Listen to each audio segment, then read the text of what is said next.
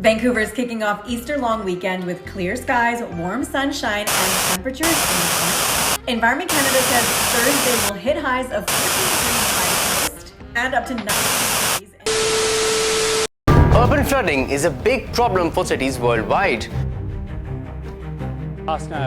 talk about coastal flooding in our area a lot. Rainwater poured into... Be cognizant. The data is definitely telling us that sea level is rising. That rise is here to stay, and it's very likely to become worse. They said living on the beach was paradise. But what happens when cities get too close? The coastlines are crumbling, and we are the reason why.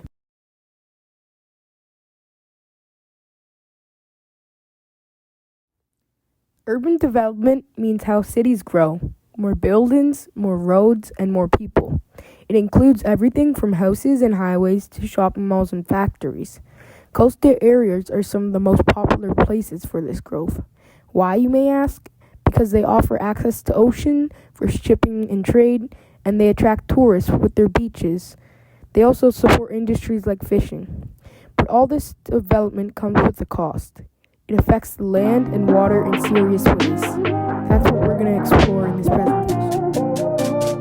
Plastic waste is piling up in the world's landfills, sewer systems, and in the ocean. Coastal cities are growing fast, and that growth changes how water moves through the environment. Normally, water from rain soaks into the ground or passes through wetlands that filter out the pollution. But when we cover the land with pavement, buildings, and roads, water can't soak in anymore. This causes stormwater runoff. Water flows over the hard surface and picks up oil, garbage, chemicals, and then rushes straight into rivers, lakes, and oceans nearby. Even worse, wetlands, which act like natural sponges and filters, are often destroyed to make space for this development.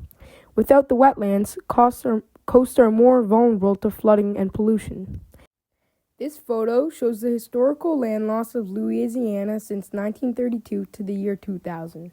Coastal Louisiana has lost an average of 34 square miles of land, primarily marsh, per year for the last 50 years. So yes, there are multiple sources of the problem, but the most serious is probably stormwater runoff. It turns clear rain into toxic sludge. Miami is a real example of what happens when urbanization meets climate change. With new condos and highways being built right on the coast, the city faces daily tidal flooding, even on the sunniest of days. Runoff from streets carries fertilizers and oils and pollution into the nearby bay, killing fish and coral. Plus, when hurricanes hit, there's nowhere for the water to go.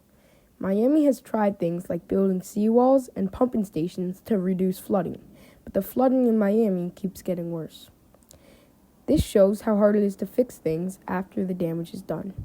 The best solution to it is to think before we build so we don't have to react later. The simulation going on the screen is predicting what North America will look like in the future. The video shows that Miami is gone.